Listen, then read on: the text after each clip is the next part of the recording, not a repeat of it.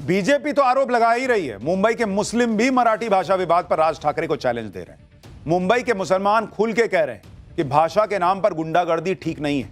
वो हिंदुस्तान में रहते हैं, हिंदी में बात करेंगे। मुसलमानों ने राज ठाकरे को चैलेंज देते हुए कहा कि अगर एमएनएस ने कोई गुंडागर्दी की तो ईंट का जवाब पत्थर से देगा मुसलमान। सुनिए मुंबई के मुसलमान राज ठाकरे से क्या कह रहे हैं। हमको मराठी नहीं आता है, हम हिंदुस्तानी है, हम हिंदी में ही बात करते हैं। पता नहीं भाई, उसका तो नहीं मालूम। अब जो रहेगा वो कहाँ से बोलेगा अभी। यहाँ कोई मनसे का खौफ है? नहीं है, कुछ भी नहीं है। नहीं मराठी बोलेगा हम उसकी पिटाई भी करेंगे। हाँ तो हम भी पिटाई करेंगे ना। खाली फुकट कोई हाथ उठाएंगे मारेंगे पंच। कि सबको मराठी बोलनी ही पड़ेगी। नहीं, क्यों बोलनी पड़ेगी? जबरदस्ती थोड़ी है किसी की मराठी बोलने की। फिर क्या है, चूड़ी थोड़ी पहने हम। अच्छा पिटाई कर देंगे? क्या काय कर रहे? जैसे चाचा बताए थे क्या अंजाम होगा? पत्थर से देंगे ईट का जवाब। अगर मनसे वाले यहाँ इस इलाके में आ गए तो? हाँ तो कुछ भी नहीं कर सकते। हाँ वो चैलेंज है हमारा। मुसलमान भाई चैलेंज दे रहे हैं राज ठाकरे की पार्टी को कि हिंदुस्तान में रहते हैं, हिंदी बोलेंगे, कुछ नहीं कर पाओ। राज ठाकरे ने जब से अपनी पार्टी बनाई है वो अपनी राजनीति की लाइन लेंथ ही तलाश रहे हैं। चुनाव दर चुनाव राज ठाकरे किनारे होते जा रहे हैं और इस समय तो हाल यह है कि महाराष्ट्र की राजनीति में राज ठाकरे जीरो बनकर रह गए। इतने सालों से राज ठाकरे राजनीति में कोई तीर मार नहीं पाए। इसकी बौखलाहट अब गुंडागर्दी के रूप में दिख रही है। राज ठाकरे ने एक बार फिर मराठी कार्ड खेलना शुरू किया और इसके लिए राज ठाकरे और उनकी पार्टी गुंडागर्दी पर उतारू हो गई, जो खत्म ही नहीं हो रही। राज ठाकरे की पार्टी के कार्यकर्ता लोगों को पीट रहे हैं, गुंडई कर रहे हैं, मराठी भाषा में बोलने के लिए धमका रहे हैं, मराठी नहीं बोलने वाले को पीट दे रहे हैं, माफी तक मंगवा रहे हैं और यह सिलसिला रुक नहीं रहा। राज ठाकरे को लग रहा है कि मराठी भाषा के नाम पर गुंडागर्दी कर देने से उनकी पार्टी चर्चा में आ जाएगी और शायद बीएमसी चुनाव में कुछ सीटें आ जाए। राज ठाकरे के लोग जिन लोगों को मार रहे हैं उसमें ज्यादातर हिंदू हैं। मुंबई और महाराष्ट्र के मुस्लिम इलाकों में राज ठाकरे के कार्यकर्ता जा भी नहीं रहे और यह आरोप मैं नहीं लगा रहा हूं, यह नीतीश राणे जैसे नेता लगा रहे हैं। बीजेपी आरोप लगा रही है कि राज ठाकरे का जोर सिर्फ गरीब हिंदुओं पर चल रहा है। मुस्लिम इलाकों में जाकर मराठी भाषा का ज्ञान नहीं दे पाते ये लोग। उधर मुंबई के मुसलमान खुल के राज ठाकरे को चुनौती दे रहे हैं। मुसलमानों ने वो कह दिया है जो राज ठाकरे सोचे भी नहीं होंगे। कुल मिलाकर राज ठाकरे और उनकी पार्टी मराठी भाषा के नाम पर गजब का हंगामा मचाए हुए। पर अब क्या नया हुआ है, इस गुंडागर्दी की कौन सी नई तस्वीर आई है, मुसलमान कैसे राज ठाकरे को चैलेंज दे रहे हैं, जरा उसकी एक झलक देखिए, फिर पूरा चैप्टर दिखाता हूं।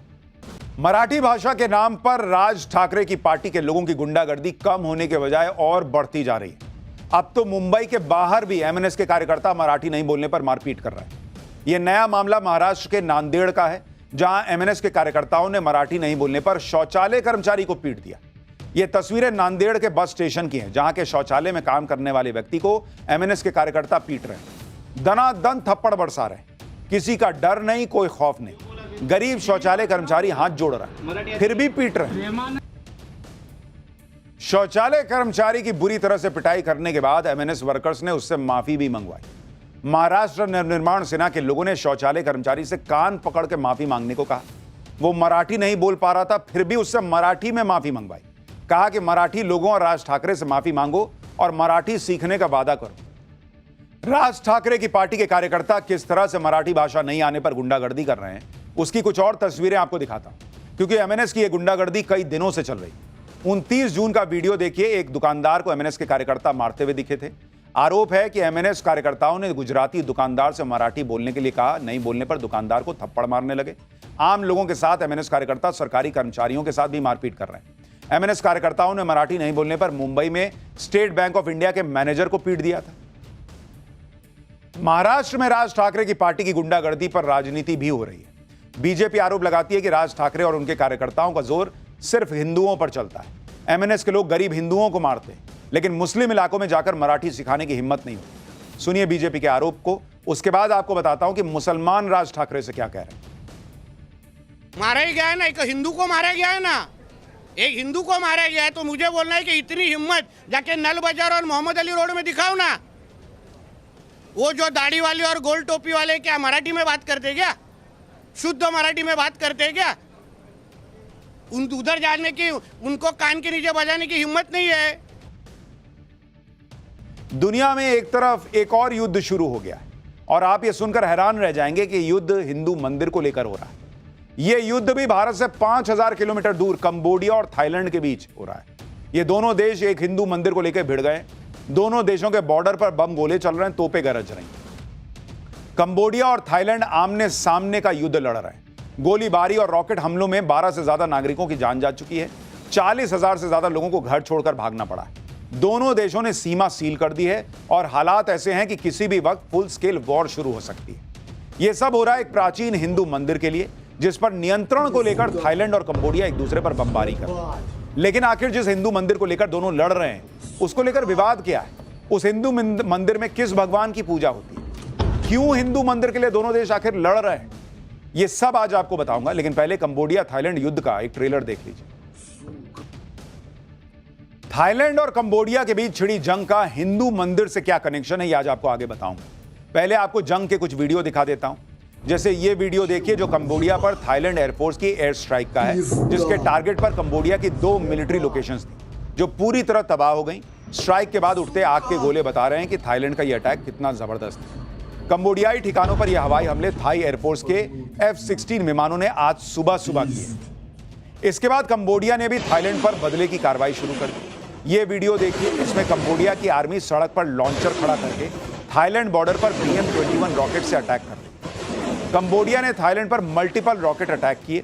अलग अलग लोकेशन से थाईलैंड पर सैकड़ों रॉकेट्स की स्ट्राइक की। कंबोडिया थाईलैंड बॉर्डर बमबारी की आवाज से गूंज रहा है। कंबोडिया थाईलैंड के बीच वॉर ट्रिगर कैसे हुई, इसकी शुरुआत किसने की, इसको लेकर थाईलैंड और कंबोडिया एक दूसरे पर आरोप है। थाईलैंड का आरोप है कि बुधवार को कंबोडिया ने एक लैंडमाइन विस्फोट किया, जिसमें एक थाई सैनिक की घायल होने की खबर है। थाईलैंड ने कहा कि कंबोडिया की तरफ से ड्रोन अटैक और रॉकेट अटैक में कई लोगों की जान चली गई, जबकि कंबोडिया का आरोप है कि पहले थाई सेना ने कंबोडिया के अंदर कई मंदिरों पर हवाई अटैक किए। कंबोडिया ने कहा कि पहले थाईलैंड ने हवाई हमले के जरिए उसके मिलिट्री ठिकानों को निशाना बनाया। लेकिन सवाल यह कि इतनी बड़ी वजह भी नहीं है कि दो देश आपस में जंग जैसी स्थिति पैदा कर दें, एक दूसरे पर तोप गोले बरसाने शुरू कर दें।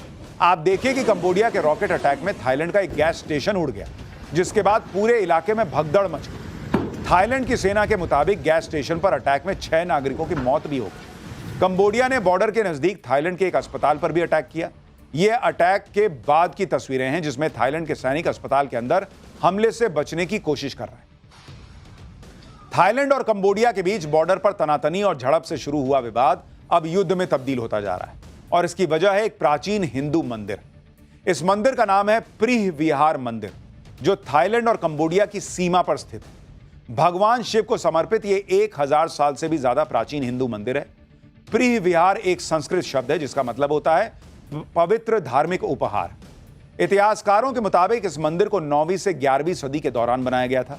प्रीह विहार मंदिर थाईलैंड और कंबोडिया की सीमा पर डोंगरेक पहाड़ियों की चोटी पर मौजूद है।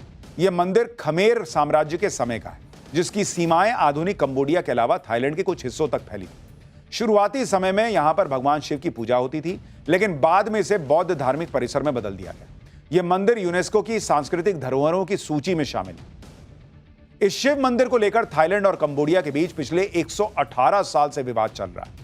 यह मंदिर दोनों देशों के बीच जियोपॉलिटिक्स का केंद्र बना हुआ है, क्योंकि दोनों देश इस मंदिर पर अपना अपना दावा ठोकते हैं। इसका इतिहास भी आपको बता देता हूं। कंबोडिया और थाईलैंड एक दूसरे के साथ 817 किलोमीटर लंबा लैंड बॉर्डर शेयर करते हैं। इस लैंड बॉर्डर का मैप साल 1907 में फ्रांस ने बनाया, क्योंकि फ्रांस ने साल 1863 से 1953 तक कंबोडिया पर राज किया था।